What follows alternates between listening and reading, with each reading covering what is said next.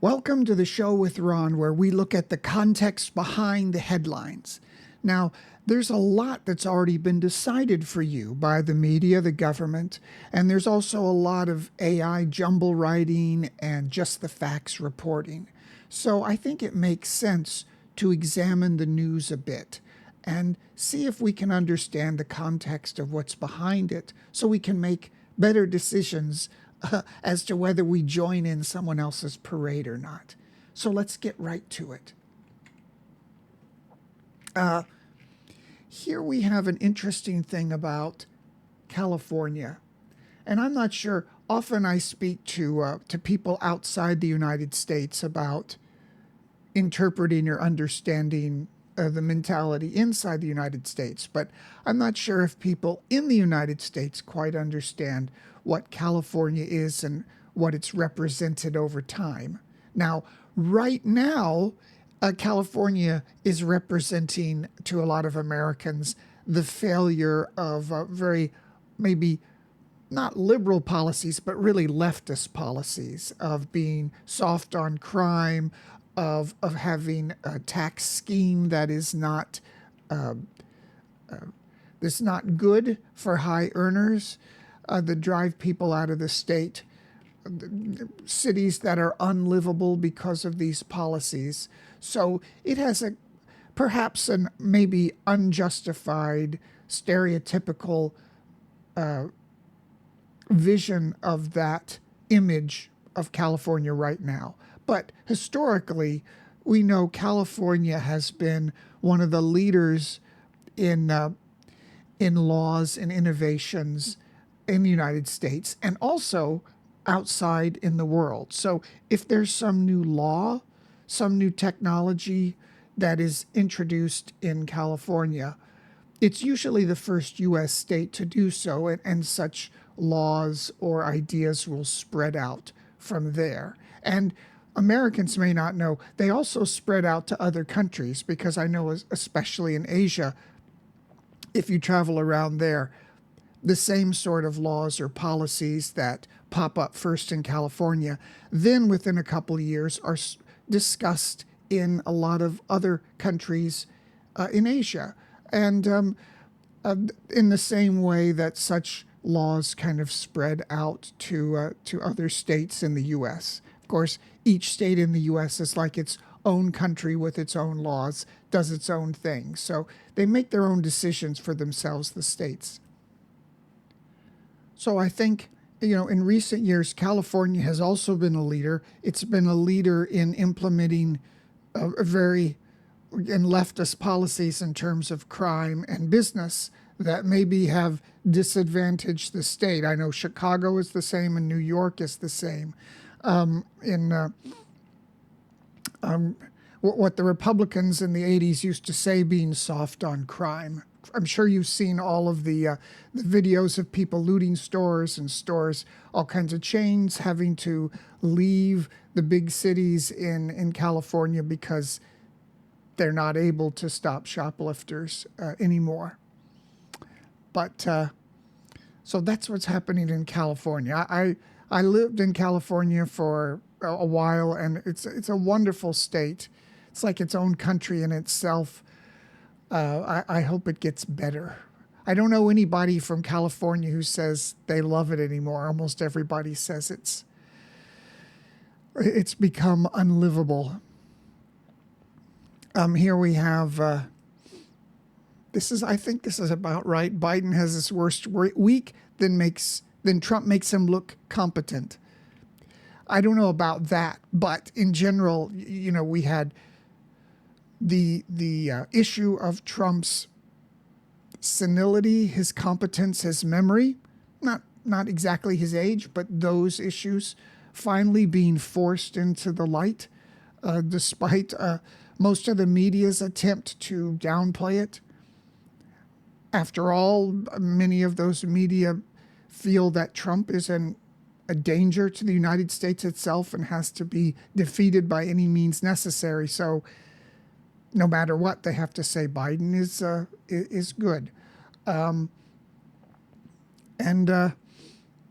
know many people who who feel that way about Trump, and then they try to get me to say that Biden is good and competent and great and all the economy is great. And I say, well, yeah, I agree that Trump is probably a dangerous character, but that doesn't mean I think Biden is great. But these things usually go together.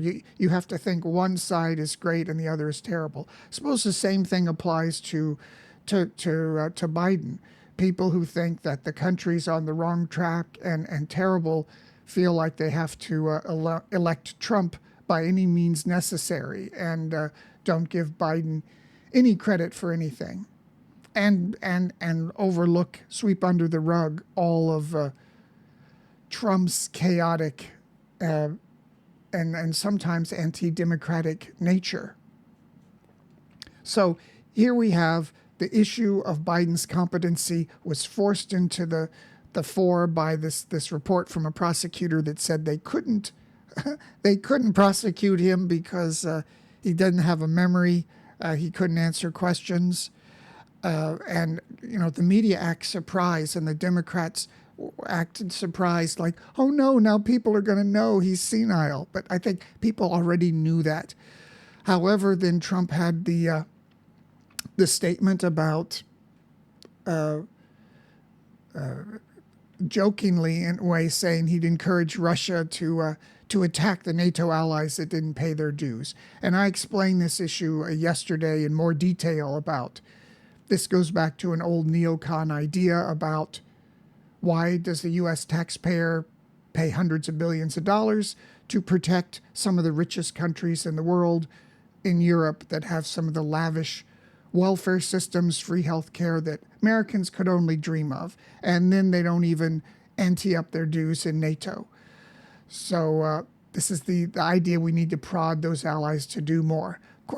Of course, Trump said it in a way that the media went crazy with and took the worst part of a quote to say, oh, this doesn't make any sense. It's all unhinged. But, of course, there is a context behind it.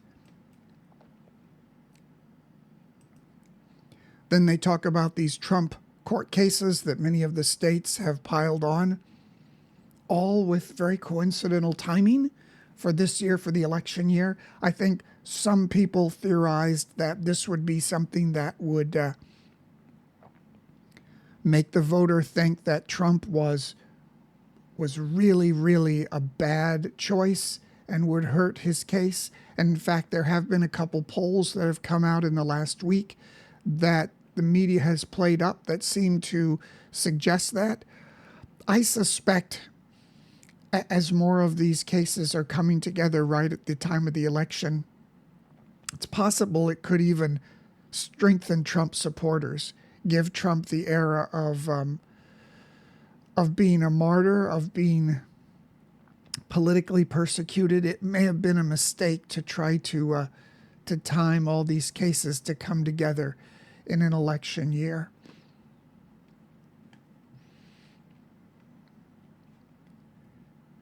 Did anybody see the crazy ad that JFK put out during the Super Bowl? It had some of the background images and audio from ads from the 1960s, from Kennedy relatives, from his father. It was a very bizarre ad to put up. It did seem to me an amateurish ad. I'm sure it's on YouTube somewhere. It's a kind of ad that is playing to nostalgia when RFK is not the same kind of candidate as those old 60s style liberals are.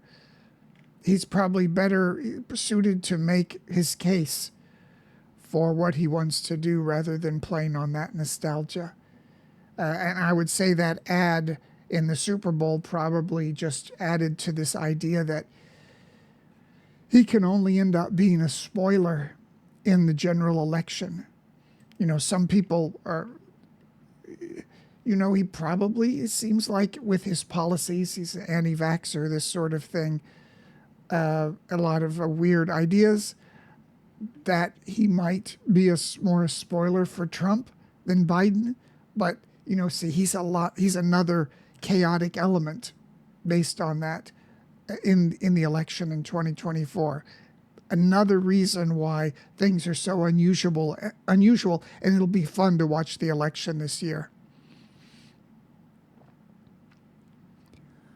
Let's see, we've got, I don't know, I just always am fascinated by this sort of thing, because when I was growing up, ADHD wasn't invented yet. I know I'm being a little silly there, but nobody said anything about this, and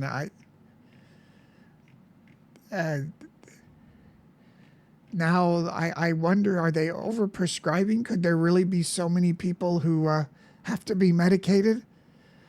Of course, the other theory is that this is a disease that has occurred because class sizes are too large. When class sizes are 20 to 30, a single teacher can monitor and take care or give special attention to a wilder kid. But when the class sizes grow above 30, the ability to do that is less, and thus those students are diagnosed and treated. And it's because voters won't approve bond issues to have to put more money into public education. Don't know. Anyway, when I was a kid, I never even heard of that. It's never spoken of ever. Daily Show, Jon Stewart. I used to watch his. I liked nonpartisan things. I like someone who is an equal opportunity comedian. And after a while, of course, Jon Stewart is really, he's on the left side, on the left wing, and it's very funny. And his quality is good, high quality stuff, but it's unrelenting on one side after a while, which becomes tiresome. And now here's what I can tell you about all of this. I'm a late night TV junkie from way back. No more, because there's nobody interesting, but way back in the day, I followed all the things, all the Carson years, all the Letterman years, through the 90s and through the 2000s, all the great lore, the controversy when Conan was kicked off of The Tonight Show and Leno came back, and back in the early 90s when Letterman vied for the host of The Tonight Show and Leno beat him out then. Read all the books. I know all the lore. I love this. Here's what I can say about 2016. You remember in 2016, that was a big inflection year for these late night talk shows. All of the old guard were retiring. The late night hosts left, Colbert, Jon Stewart, David Letterman retired. It was a kind of a clean sweep of all the networks of their late night hosts. Why?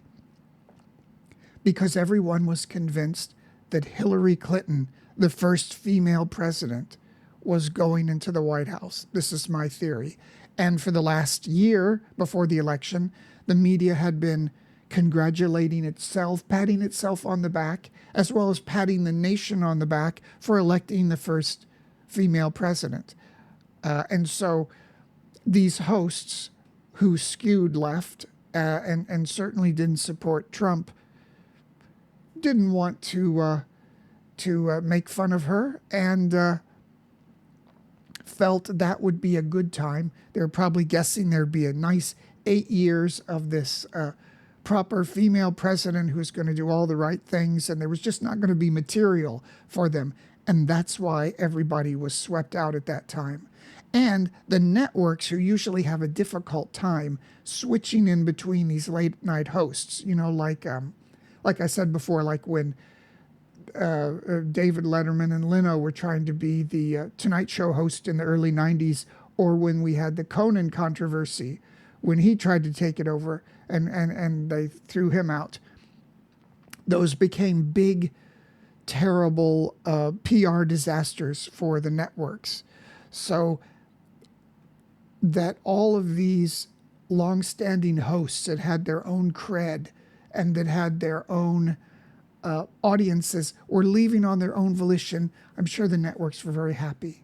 However, after the election in 2016, the surprise shock win from Trump, you can imagine all these guys who's like, oh my gosh, for Jon Stewart, that would have been a golden age of comedy. How easy it would be to mock and make fun of the president, then that it's not Hillary Clinton. So I'm sure Stewart's been trying to come back in some way since then with this little show on Apple and those things. So I'm sure he's thrilled to come back, and I bet he'd like to take over this show.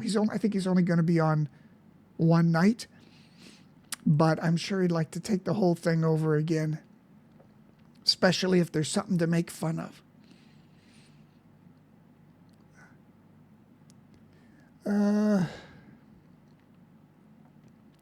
Stuff about the Super Bowl. Excuse me.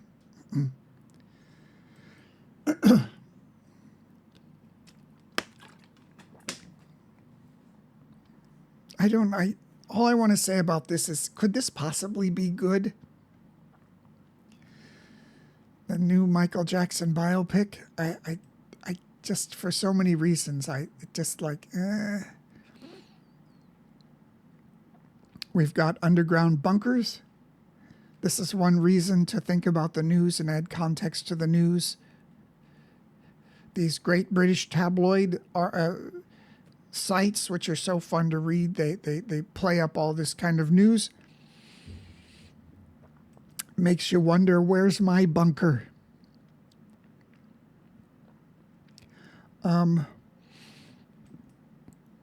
We have Thailand to reverse weed legalization. They say it's after spike and mental health issues. It's because there's a different government that's in there that has, oddly enough, more conservative leanings than the former military junta. They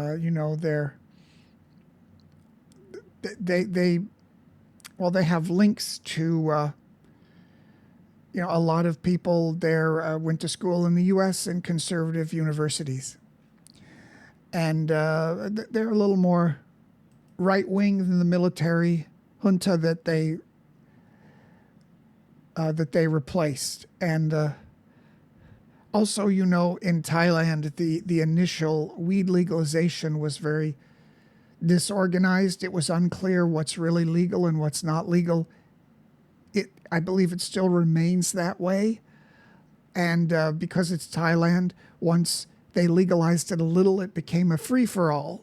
And their weed shops, as they show here, on every street, on everything. When you order pizza from Pizza Hut, they throw a marijuana leaf on top. So,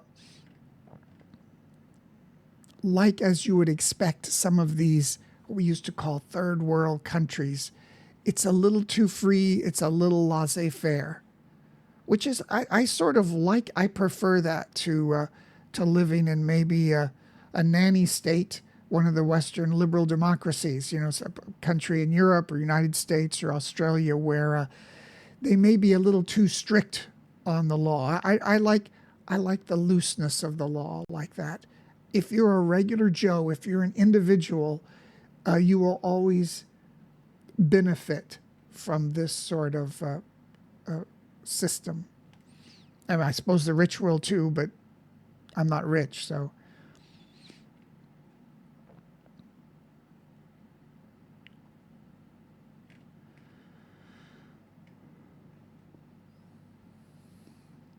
We have this, stocks, lots of easy money now. The Fed has already said they're going to lower rates. This is all set up to make sure there's not a recession or any economic hiccup in the lead up to the elections. Same time, the media is trying to say that inflation is fine and people are confused if they think there's anything wrong with the economy. But here we have some consumer price rises, and then we have this herky-jerky stock market that's been hitting highs, going down. I'm sure the Biden administration and everybody who feels like Trump should be beaten somehow are watching this with an eagle eye. That this could really, Biden's in a difficult position now. I think Trump has the upper hand, even with the court cases. Any problem with the economy, and the Democrats are doomed. Have you seen this? I've watched these for a few years. This is a real, it's these slap competitions, and they're even doing it in prison. Hey, if I were in prison, I'd do it. You don't have anything else to do. It's real hillbilly Olympic stuff. I don't know. I come from a rural area, so no matter how much I try to intellectualize myself, I'm still drawn to the hillbilly arts, such as a slap competition.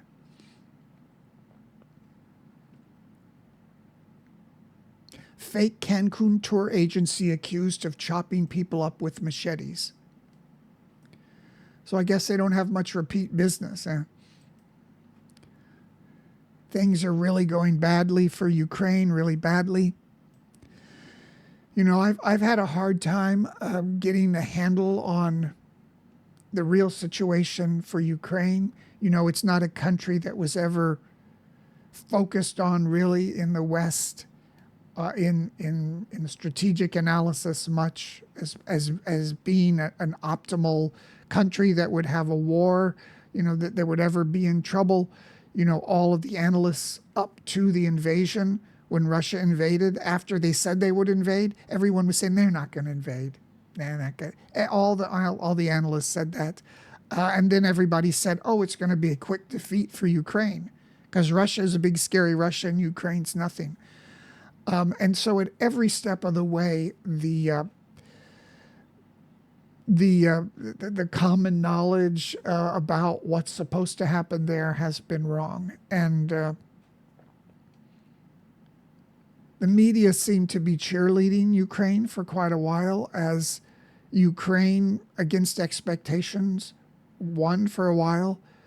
Now suddenly it's gone very badly. However, it's gone very badly at the same time the U.S. Congress has decided they don't want to issue another $100 billion or so to pour into this war to protect our rich European allies who are right there. So you read these back and forth, and some of these articles almost seem like they're lobbying to set your mind to say, yes, we need to let the U.S. taxpayer needs to pay out more money. You start out this whole thing of what's at stake, and then you say, well, it's up to the U.S. Congress. Who else is going to step in?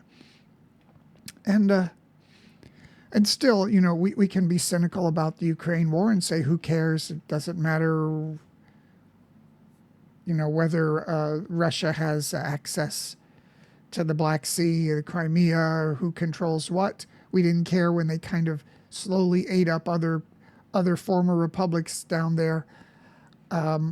However, there are many reasons to support Ukraine, and one of them is that Ukraine signed an agreement with Russia and with NATO, United States, in the 1990s that guaranteed that if Ukraine gave up their nukes, that they would never be invaded by Russia. Well, they're invaded by Russia, so there really has to be consequences, because already any country that has nukes now knows, oh, I see what happened in Ukraine. They made a big mistake. They counted on the West, and they signed an agreement to give up their nukes for security, but didn't turn out that way. That's why I always say to, I have some friends who are into nuclear disarmament, and you have to say to them, sadly, that within their lifetime, there's no other countries that are going to disarm. They're not going to give up their nukes anymore because of what's happened in the Ukraine. I think that's the news for today. Sort of a downer note, but how about this? Young people find their dreams and failures in Bangkok, and then go on to the furthest places in search of something the modern world can no longer give. This is the story of There Are Still Unknown Places, my new novel on sale at Asia Books and on Kindle ebook.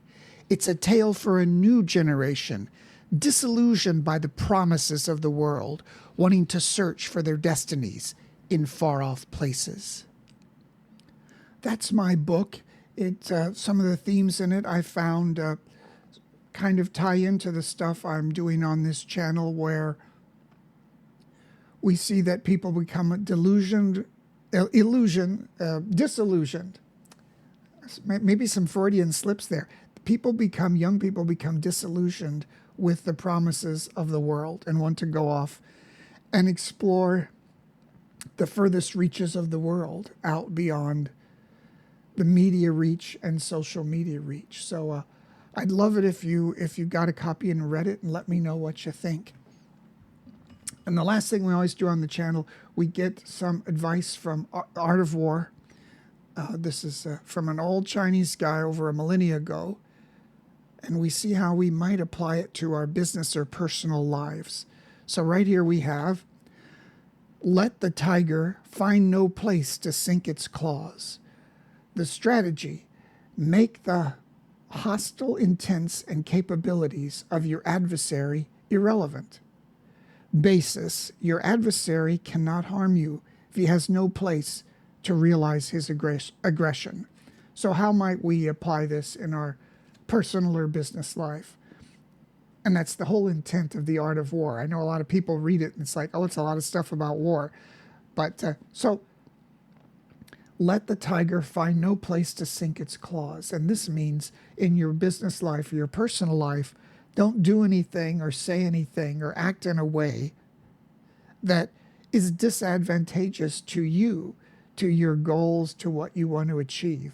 That means usually, it could mean a lot of things, but I think for most people, the best way to look at it is, and I'm guilty of this, but don't let your emotions get the best of you. You know, sometimes it's fun to, as they say, pop off on somebody and have your piece and say your piece. And, you know, with all this reality television, it's sort of programmed people to feel like they should be very demonstrative with their thoughts and speak out and say a lot and express themselves. But no, you shouldn't. Keep that under wraps. Don't ever let your emotions get the best of you, because you will give other people ammunition against you. So I think that's all for today. So as I always try to say, don't go marching in anyone's parade. Don't go down swinging for somebody else's cause. Join me and let's understand the context of the news. I'll see you tomorrow.